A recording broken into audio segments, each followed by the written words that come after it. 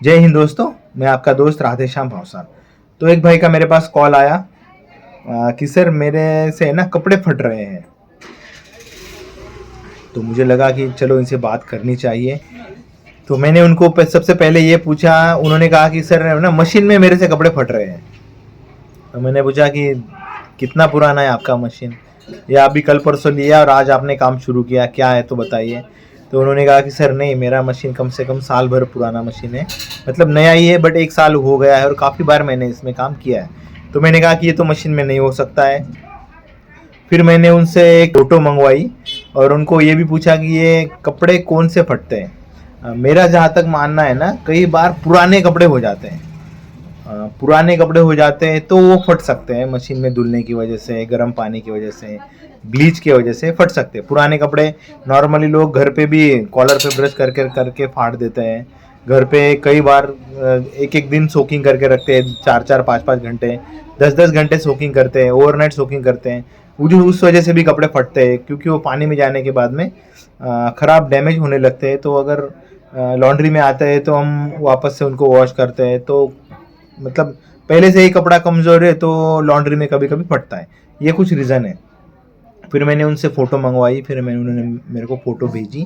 मैंने कहा कि सर ये ना ब्लीच की वजह से हुआ होगा। तो उन्होंने कहा कि सर मैंने तो ब्लीच हमेशा मैं ब्लीच यूज़ करता हूँ, हमेशा से यूज़ कर रहा हूँ। मैंने कहा कि यूज़ करते हो लिक्विड यूज़ करते हो पाउडर यूज़ करते हो। उन्होंने कहा कि पाउडर यूज़ करते हैं सर।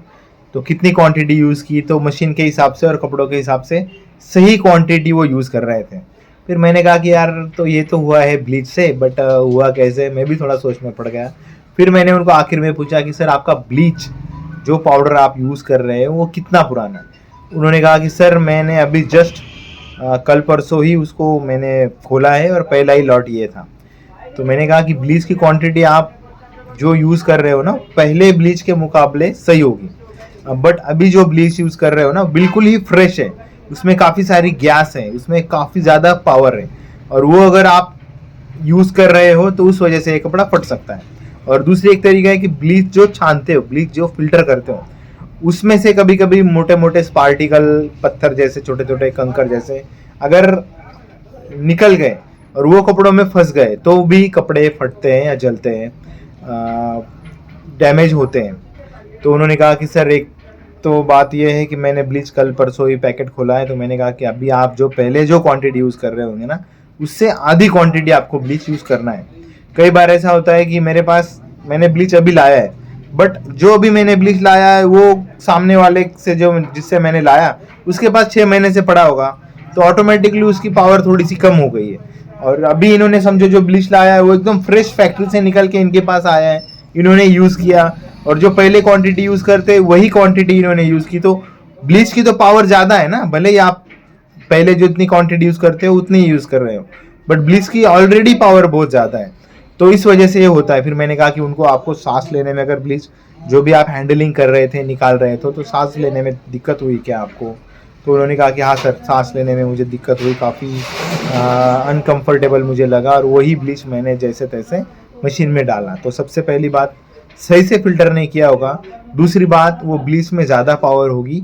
और ये जो मैंने इमेज आपको शुरुआत में दिखाई है, थंबनेल में दिखाई है, अभी भी दिखा देता हूँ। तो ये जो जिस टाइप में जो फटता है ना, तो ये ब्लीच के वजह से ही होता है। और हाँ, लॉन्ड्री में देने की वजह से कपड़े फटते या नहीं फटते, ब्लीच कपड़े फाड़ सकता है अगर आपने सही क्वांटिटी में यूज़ नहीं किया तो, सही टेम्परेचर में यूज़ नहीं किया तो, सही टाइमिंग में यूज़ नहीं किया तो, ये सारे फैक्टर्स होते हैं। तो इस तरह से कपड़े फटते हैं। तो मैंने उनको जो भी आंसर दिया उससे वो सेटिस्फाइड हो गए। आगे वो अच्छे से केयरफुली काम करेंगे अपना। और बस यही है, बिज़नेस है तो 19-20 कुछ ना कुछ होते रहता है, बट उसका रीज़न ढूंढना काफ़ी ज़्यादा ज़रूरी है। ये अगेन एंड अगेन मिस्टेक नहीं होनी चाहिए, क्योंकि हमारा कस्टमर जो आता है ना, माउथ पब्लिसिटी की वजह से आता है। और जाएंगे ना, एक कस्टमर जाएगा, उसके साथ में 10 लोगों को लेके जाएगा वो। ये बात ध्यान में रखना है। इस वीडियो को लाइक कीजिए, चैनल को सब्सक्राइब कीजिए। आपके थॉट और ओपिनियन कमेंट बॉक्स में ज़रूर बताइए। जय हिंद, वंदे मातरम, जय श्री राम। धन्यवाद दोस्तों।